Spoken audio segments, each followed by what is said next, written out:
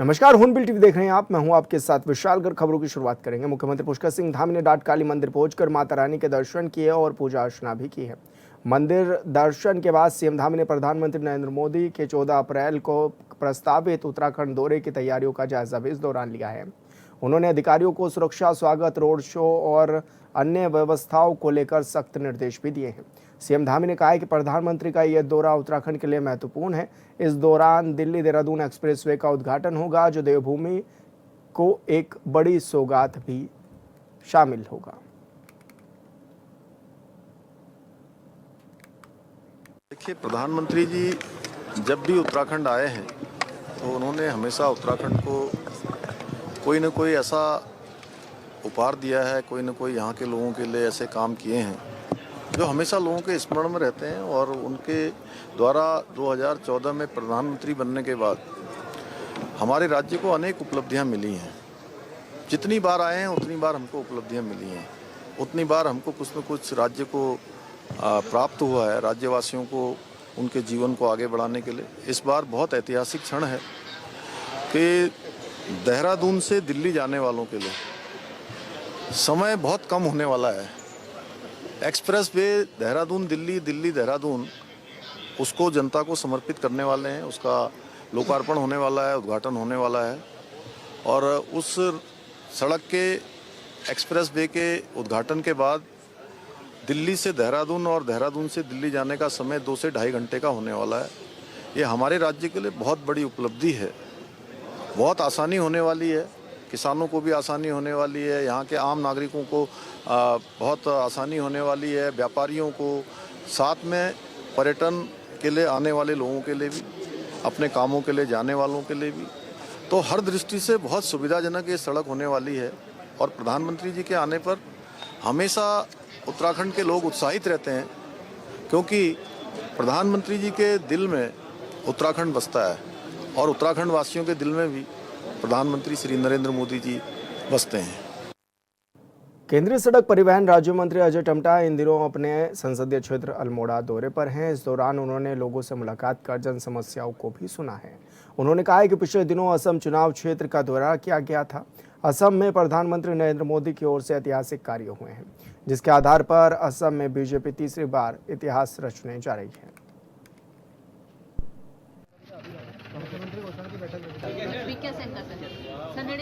आसाम में भारत सरकार और राज्य सरकार के माध्यम से पूरे नॉर्थ ईस्ट में भी काम हो रहे हैं उसी प्रक्रिया में, क्योंकि केंद्र सरकार ने विशेष, प्रधानमंत्री जी ने विशेष नॉर्थ ईस्ट के लिए भी ध्यान दिया, क्योंकि वर्षों वर्षों से वो क्षेत्र हमारा कटा हुआ था।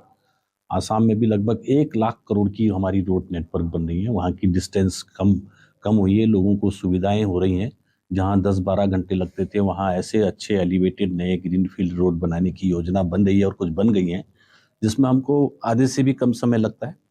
और भारत सरकार की मिलने वाली योजनाओं का लाभ वहाँ के किसान लेते हैं। चूँकि मैं जो बॉर्डर एरिया में था, वो बांग्लादेश का बॉर्डर के साथ में लगा हुआ सिलचर और करीमगंज, श्रीभूमि और हैलाकंडी, ये जिलों को मैं देख रहा था। तो मैंने देखा कि वहाँ बहुत सारा ऐसा डेवलपमेंट है और आने वाले समय में वहाँ पर और अच्छे डेवलपमेंट हो रहे हैं। बीजेपी विधायक भोपाल राम टम्टा ने हॉर्नबिल टीवी से खास बातचीत की है। इस दौरान उन्होंने चारधाम यात्रा समेत उत्तराखंड के तमाम मुद्दों पर चर्चा की और विपक्षी नेताओं पर भी उन्होंने तंज कसा।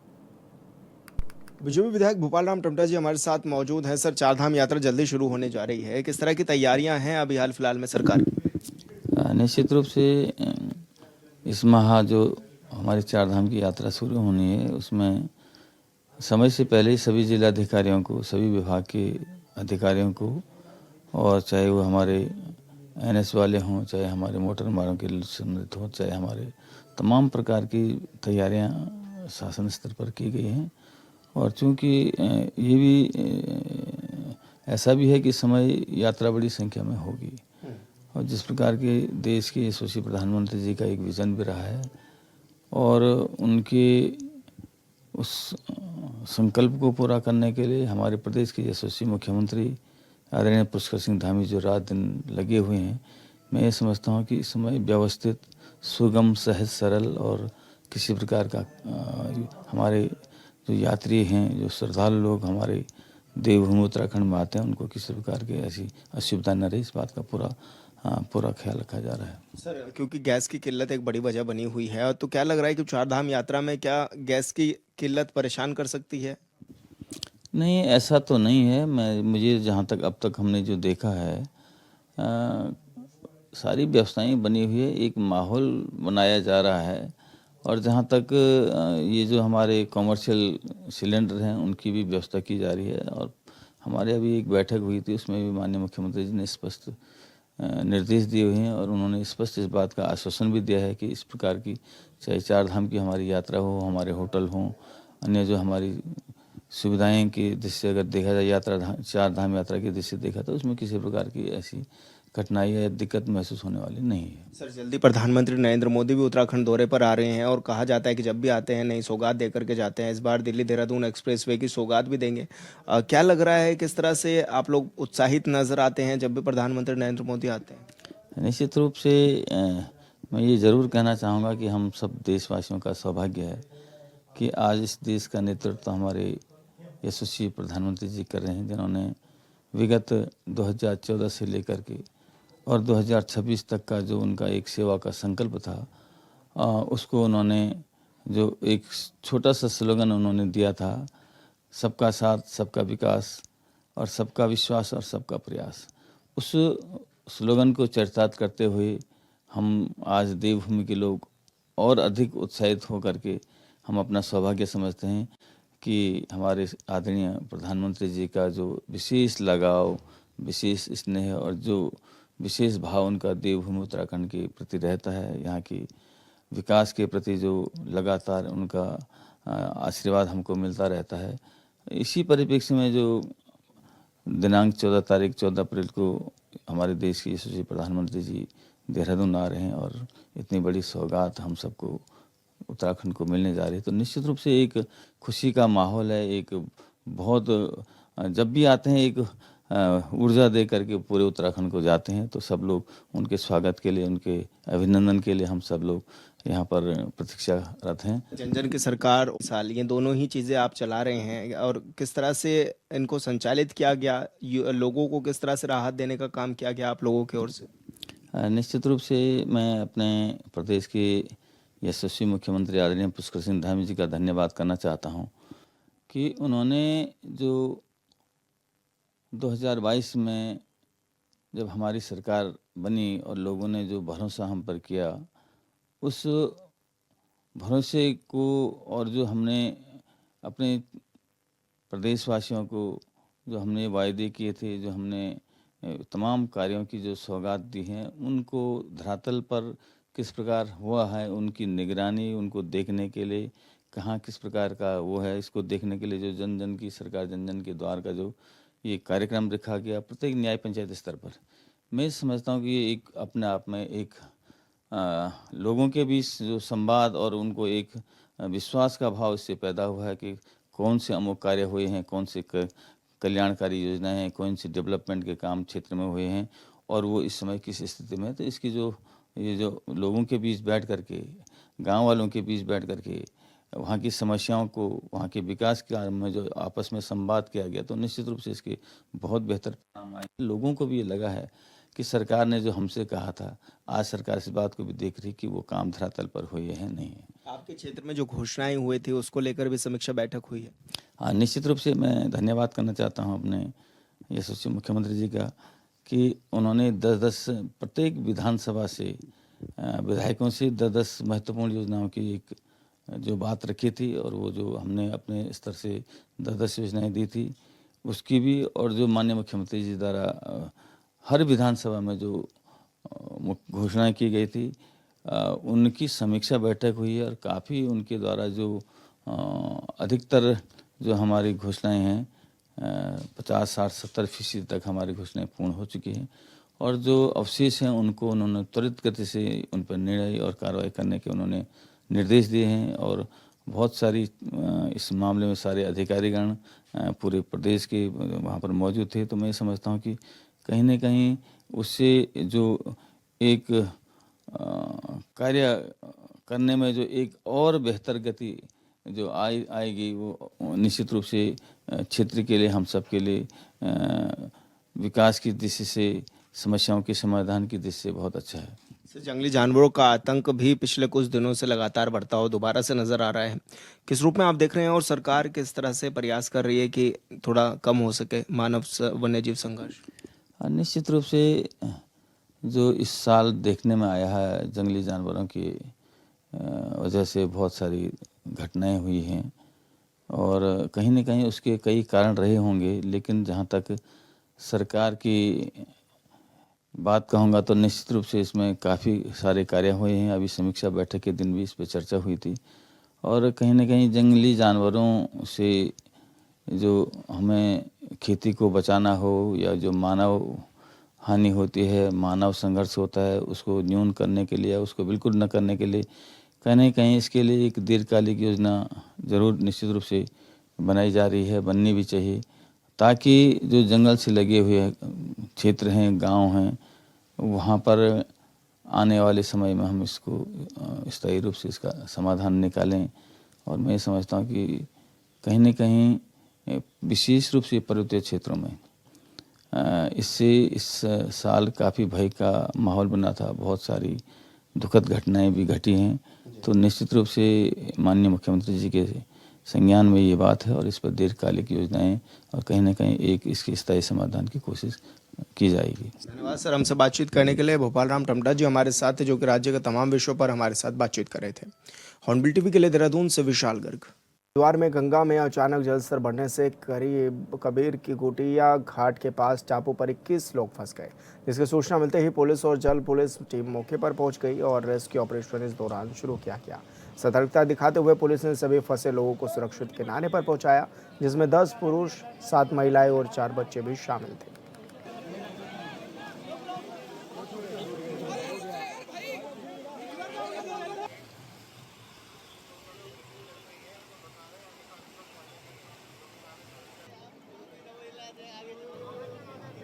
मंगलवार को प्रधानमंत्री नरेंद्र मोदी दिल्ली देहरादून हाईवे का उद्घाटन और हजारों करोड़ रुपए की अन्य परियोजनाओं का शिलान्यास और लोकार्पण करने वाले हैं, जिस पर कांग्रेस ने सवाल उठा दिया है। उत्तराखंड कांग्रेस प्रभारी ने क्या कहा है, इस रिपोर्ट में देखिए।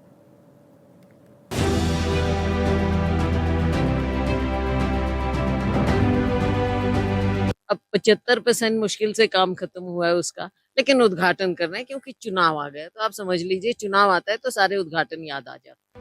करीब 12,000 करोड़ रुपए की लागत से तैयार दिल्ली देहरादून एक्सप्रेसवे का लोकार्पण है, जिस पर उत्तराखंड में कांग्रेस और बीजेपी के बीच आरोपों की राजनीति है। उत्तराखंड कांग्रेस प्रभारी का आरोप है कि प्रधानमंत्री मोदी आधी अधूरी परियोजना को लोकार्पण कर रहे हैं, क्योंकि अगले साल यूपी और उत्तराखंड में चुनाव होने वाले हैं। भ्रष्टाचार है, बेरोजगारी है, अपराध है, अनेकों मुद्दे हैं जिनसे उत्तराखंड की जनता त्रस्त है। और हमारा कार्यकर्ता अब ये चाहता है लोगों की आवाज बनकर कि हमारी सरकार बने, और निसंदेह सरकार कांग्रेस की बनेगी, क्योंकि जनता अब बहुत ज्यादा उब चुकी है। 10 साल बहुत लंबा समय को भाजपा से कुछ लेना देना नहीं, और हम उनकी टिप्पणी या उनके रिएक्शन से हमें कोई फर्क नहीं पड़ता। हमारी पार्टी अपने हिसाब से कार्य कर रही है। इधर कांग्रेस के आरोपों पर बीजेपी के विधायक ने पलटवार किया। भाजपा विधायक सुरेश सिंह चौहान ने कांग्रेस के आरोपों को निराधार बताते हुए कहा कि कांग्रेस के पास झूठ बोलने के अलावा कोई मुद्दा नहीं है। उन्होंने कहा कि जिस सड़क का प्रधानमंत्री शिलान्यास किया था, आज उसी का लोकार्पण हो रहा है, जो प्रदेश के विकास का एक बड़ा उदाहरण है। विकास कार्यों की रफ्तार ही कांग्रेस को परेशान कर रही है। दिल्ली देहरादून हाईवे का लोकार्पण भले ही प्रधानमंत्री मोदी देहरादून से करेंगे, लेकिन तैयारियां दिल्ली के गांधी नगर में भी शुरू हो गई हैं, जहां पंडाल लगाने की तैयारियां चल रही हैं। यहां पंडाल तैयार किया जा रहा है, जहां सीएम रेखा गुप्ता, दिल्ली सड़क परिवहन राज्य मंत्री हर्ष मेहरोत्रा, सांसद मनोज तिवारी व यमुना पार के विधायक पीएम का भाषण लाइव देखेंगे। इसके अलावा यूपी में भव्य पंडाल बनाया गया है। उत्तराखंड पूर्व सीएम और हरिद्वार से सांसद त्रिवेंद्र सिंह रावत का कहना है कि प्रधानमंत्री मोदी का उत्तराखंड दौरा ऐतिहासिक होगा। 14 तारीख वैसे भी बहुत बड़ा दिन है, हमारे बाबा साहब अम्बेडकर जी का जन्मदिन है और उस दिन प्रधानमंत्री उत्तराखंड में आ रहे हैं, हमारे लिए बहुत खुशी की बात है और हम सब उनके स्वागत के लिए उत्सुक हैं। तमाम जो पार्टी के कार्यकर्ता हैं, मोदी जी के पुस्तक है, सब उनके आगमन को लेकर के बहुत खुश है। बहुत मैं 11 जनवरी को दिल्ली से देहरादून आया था इसी रूट से।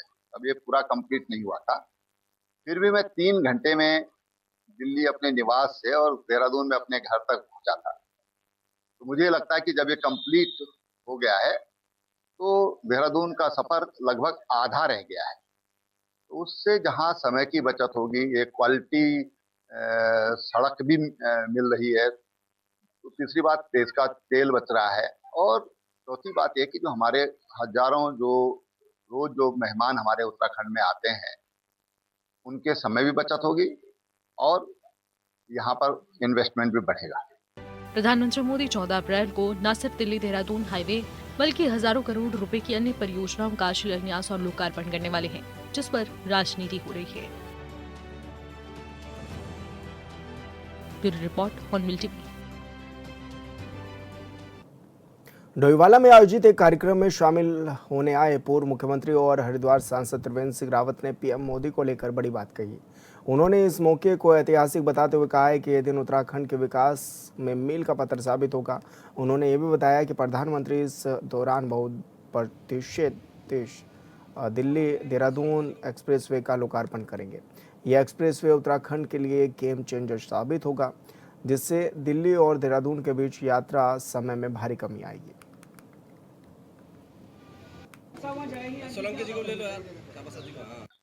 हम तो 14 तारीख वैसे भी बहुत बड़ा दिन है, हमारे बाबा साहब अम्बेडकर जी का जन्मदिन है और उस दिन प्रधानमंत्री उत्तराखंड में आ रहे हैं, हमारे लिए बेहद खुशी की बात है और हम सब उनके स्वागत के लिए उत्सुक हैं। तमाम जो पार्टी के कार्यकर्ता हैं, मोदी जी के समर्थक हैं, सब उनके आगमन को लेकर के बहुत खुश है। मैं 11 जनवरी को दिल्ली से देहरादून आया था इसी रूट से। अब ये पूरा कंप्लीट नहीं हुआ था, फिर भी मैं 3 घंटे में दिल्ली अपने निवास से और देहरादून में अपने घर तक पहुंचा था। तो मुझे लगता है कि जब ये कंप्लीट हो गया है तो देहरादून का सफर लगभग आधा रह गया है। तो उससे जहां समय की बचत होगी, एक क्वालिटी सड़क भी मिल रही है, तो तीसरी बात देश का तेल बच रहा है, और चौथी बात यह कि जो हमारे हजारों रोज जो मेहमान हमारे उत्तराखंड में आते हैं उनके समय भी बचत होगी और यहाँ पर इन्वेस्टमेंट भी बढ़ेगा। आगामी केदारनाथ धाम यात्रा के सफल संचालन को सुनिश्चित करने के लिए जिलाधिकारी विशाल मिश्रा ने होटल एसोसिएशन के साथ अहम बैठकें की हैं, जिसमें श्रद्धालुओं के ठहरने, भोजन व्यवस्था, एलपीजी गैस, डीजल और पेट्रोल की आपूर्ति समेत अन्य व्यवस्थाओं पर भी चर्चा की गई। जिलाधिकारी ने होटल और ढाबा संचालकों से अपील की है कि जरूरत पड़ने पर वैकल्पिक ईंधन स्रोत जैसे कोयला, लकड़ी और इलेक्ट्रिक इंडक्शन का भी उपयोग किया जा सकता है, जिससे श्रद्धालुओं को किसी प्रकार की असुविधा न हो।